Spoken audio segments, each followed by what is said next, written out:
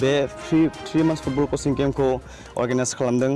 महनपुर थुलुंसि club cement आनसलिक एबसु आरो इउबिपिअ आरो बेखौ स्पन्सर खालामदों मिसिं अट'नमास काउन्सिल गगामुंनि आरो बे फ्रि कोचिं केम्पनि मटिभआनो जाहैबाय जोंनि लाइमोनफोरखौ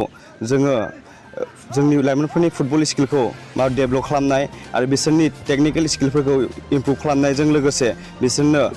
निउ टेक्टिकेल जिथु टेक्टिकेल फुटबल टेक्टिकेल बेखौ जोङो फोरोंनाय आरो जेरै बल जागलिं dribbling heading the ball penalty shoots आरो how to defense how to receive the ball and pass perfectly आरो टु लिड देम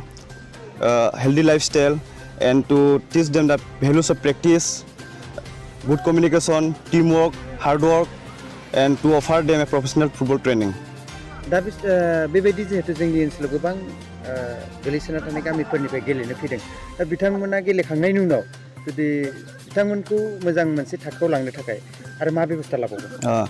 दा बिथांमोनखौ आसा खालामो जों बे कोचिंनि गेजेरजों गोबां टेलेन्टेड प्लेयार्सफोरखौ बासिख'नो हायो आरो जोंहा गोबां डिस्ट्रिक्ट सिलेक्शन जायो स्टेट सिलेक्शन जायो दा सन्तोष ट्रफिनि सिलेक्शन साननैसोनि उनाव जागोन होनना खोनादों बेफोरावबो जोङो बाहागो लानानै गथ'फोरखौ बासिनानै जों बाहागो लाहैगोनखौ जोङो आसा खालामो बिनि थाखाय मा सुबिदा होगोन बिथांमोननो जोङो बे कोचिं जोबनायनि लोगो लोगोनो जोङो बिथांमोनखौ जिथु टेलेन्टेड प्लेयार्स स्किल जायफ्रा मोजाङै सोलोंनो हादों बिसोरखौ जों बासिख'नानै बिथांमोनखौ बे सेलेक्शन ट्रायलफोराव जों लांनाय सुबिदाखौ जों खालामगोन होननानै जोङो खोथा होयो आरो बेयाव जिहेतु फोरोंगिरि हिसाबै गोजान जों मणिपुरनिफ्राय लाबोदों होननानै खोनानो मोनदों आरो बिथाङा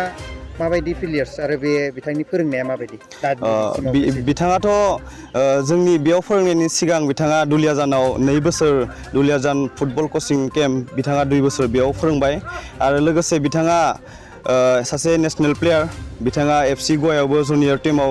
गेलेखांबाय 1 बोसोर आरो बिथाङा गोबां जोंनो निउ टेक्टिकेल्स जिथु जायफोरखौ जोंनि ओनसोलनि गथ'फ्रा मोननो हायाखैमोन बेखौबो बिथाङा मोजाङै मोजां फोरोंगासिनो दङ आरो बिथांनि गथ'फोरा दासिमबो बिथां बुंनाय बायदिबा गोबां जोंनि ओनसोलावबो रोंगौथि गोनां प्लेयार्सफोर दं नाथाय नांगौथि जिथु टेक्निकेल्स बेफोरखौ मोनाखै बिथाङा बेफोरखिनि टेक्निकेल्सबो होलांगोन होननानै जों सिगाङाव बाथ्रा बुंदों आरो हेड कच हिसाबै दङ जोंहा थौनावजाम शंकर सिंह बिथाङा मणिपुरनि आरो लोगोसे एसिस्टेन्ट हिसाबै जोंनि ओनसोलनिनो गथ'फोर जेरै कमले सोमखोर हालिम आरो हिरा आरो जोंनि हांख्राय बिथांमोनाबो जोंखौ गोबां सापर्ट खालामदों आरो लोगोसे जोङो टारगेट लादोंमोन 300 स्टुडेन्ट्सखौ कचिं होनाय नाथाय जोंनि ओनसोलाव ओरैबायदि गोबां गथ'फोर दङ फैयै 559 रेजिस्ट्रेसन खालामदोंमोन नाथाय रेगुलार एटेन्डेन्स सफैनो हानाया 420 आरो जों बेखौ मोनब्रै ग्रुपआव रानदों 8 to 12 16 to 18 13 to 15 आरो 19 एबभ जोङो 16 to 18 आरो 19खौ जोङो फुंनि शिफ्टआव लायो आरो बेलासियाव 2:30 जोङो 8 to 12 आरो